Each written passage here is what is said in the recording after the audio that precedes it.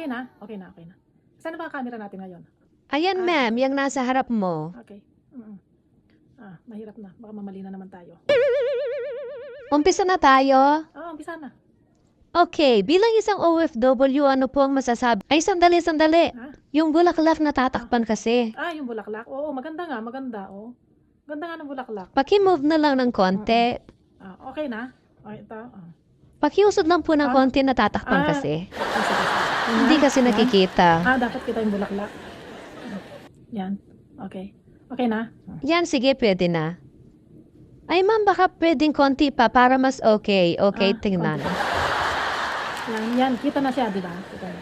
Oo, yan. Ganyan. Ang ganda, ang ganda. Maganda nga.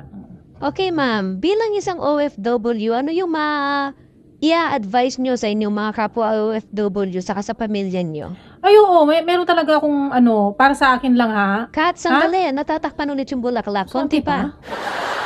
Yan, okay na. Okay na yan.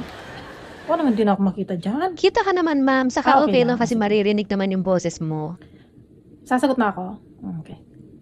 Ayun, para sa akin lang yung mga, sa mga pamilya po ng mga OFW dyan. Ay, ma'am, sandali. Natatakpan talaga hindi yung pa rin? bulaklak. Yan, ba yan? Yan, okay na?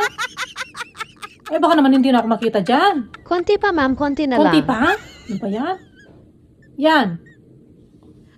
Okay na? Ay, yan, di na natatak. Ano ba yan? Ako yung OFW dito, hindi yung bulaklak. Ay, nako.